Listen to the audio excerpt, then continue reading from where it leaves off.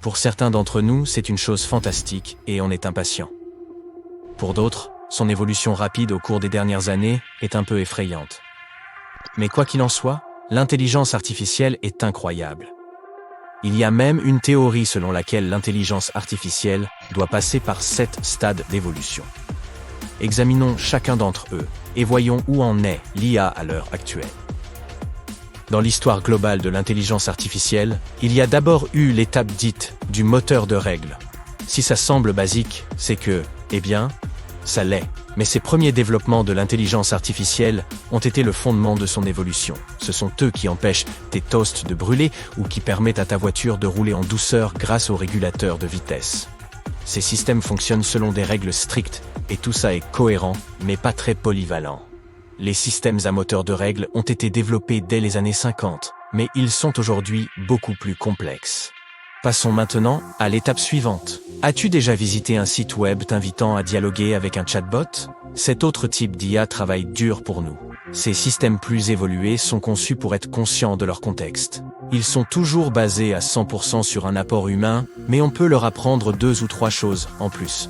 En fait, ils peuvent adapter leurs réponses pour mieux cadrer avec la situation. Qu'ils donnent un coup de main numérique à un service clientèle ou qu'ils te conseillent sur ton prochain achat sur un site en ligne, leur évolution est continue.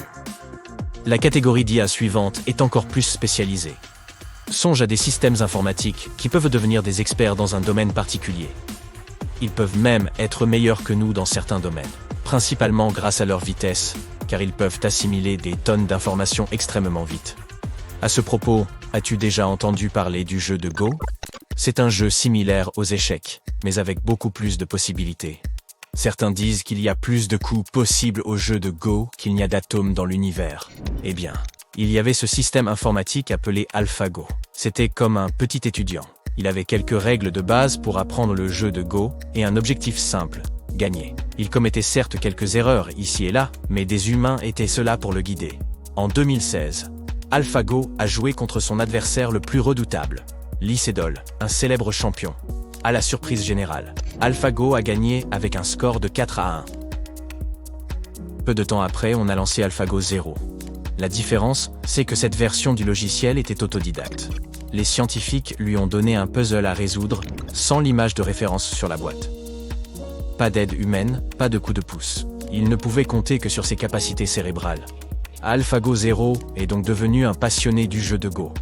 Il a étudié des milliers de parties et a trouvé tout seul des stratégies intéressantes. Et puis le grand face-à-face a eu lieu. AlphaGo 0 contre AlphaGo. Le résultat fut sans surprise. La deuxième version a gagné, mais avec un score de 100-0. Tout cela témoigne de l'incroyable capacité des machines à penser comme nous, mais à une échelle gigantesque. Mais il y a un point faible. Ces types d'intelligence artificielle n'ont qu'un tour dans leur sac. Par exemple, si AlphaGo 0 voulait apprendre quelque chose de nouveau, il oublierait tout du jeu de Go. La 4e étape comprend des types d'IA qui, de l'extérieur, ont l'air de vraiment penser. Ou du moins, qui sont assez fortes pour imiter le processus cérébral humain. Elles ne se contentent pas de respecter les règles ou de mémoriser des choses. Ces systèmes peuvent lire ton livre préféré par exemple. Et ils ne se contenteront pas de le parcourir, mais saisiront vraiment l'intrigue et essaieront même de deviner pourquoi les personnages font ce qu'ils font. Mais il n'y a pas que la littérature. Ils peuvent aussi jeter un coup d'œil sur l'économie et tenter de prédire les tendances financières. Ils peuvent même te donner des conseils sur tes investissements. Encore plus haut sur l'échelle se trouve une chose appelée intelligence artificielle générale, ou IAG. Les experts pensent que certains des systèmes actuels disponibles en ligne commencent tout juste à atteindre ce stade. Ce type de logiciel devrait, en théorie, penser comme nous, les humains. Ainsi, si tu lui soumets une tâche, il dira « Pas de souci, je m'en occupe » et trouvera un moyen de résoudre le problème.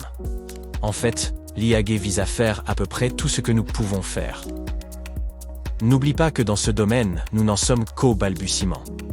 Il est donc difficile de trouver une définition exacte de l'intelligence artificielle générale. C'est pourquoi de nombreux experts ont leur propre point de vue sur ce que signifie réellement l'IAG. Les informaticiens disent par exemple que notre intelligence provient de la définition et de la réalisation d'objectifs. Si un logiciel d'IA apprend à agir comme ça, On peut donc le comparer à l'intelligence humaine. Mais certains experts en psychologie pensent qu'être humain, c'est avant tout s'adapter à la nouveauté et rester en vie. Vu sous cet angle, les logiciels d'IA ont encore un long chemin à parcourir.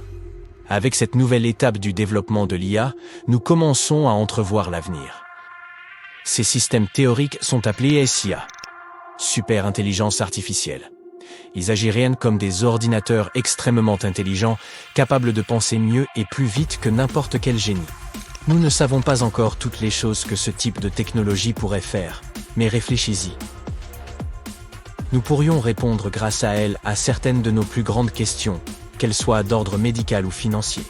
Ce type d'IA pourrait même aboutir à de toutes nouvelles découvertes scientifiques, imaginer des façons géniales de gérer nos économies, ou créer des façons entièrement nouvelles de diriger les communautés. Il est difficile de dire quand ce type de technologie sera disponible. De nombreux experts se posent la question, mais la plupart d'entre eux aussi s'accordent à dire que nous ne les verrons probablement pas apparaître dans les 10 prochaines années. En attendant, de nombreux films de science-fiction explorent cette idée.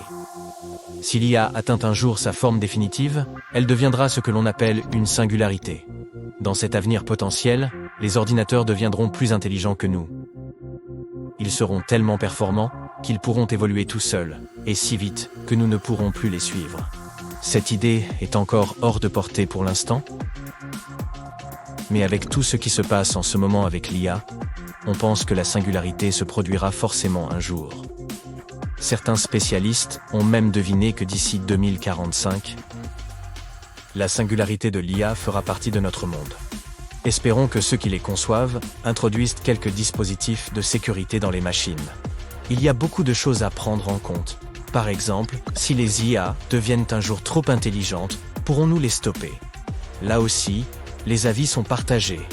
Les grandes entreprises veulent profiter de la révolution de l'IA, personne ne veut rater le cocher, et les gouvernements veulent monter la voie en la matière.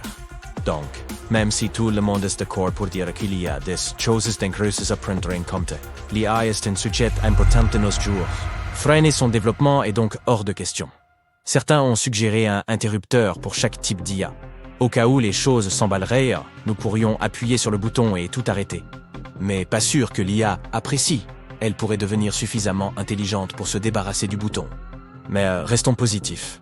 Grâce à l'intelligence artificielle, nous avons déjà révolutionné certaines choses, comme la traduction en temps réel. Les objets du quotidien comme les montres et les frigos sont devenus intelligents et prédisent désormais nos besoins. Des équipes de robots ont commencé à apparaître un peu partout, s'attaquant à tout, nettoyage, réparation sophistiquée et même opérations chirurgicales.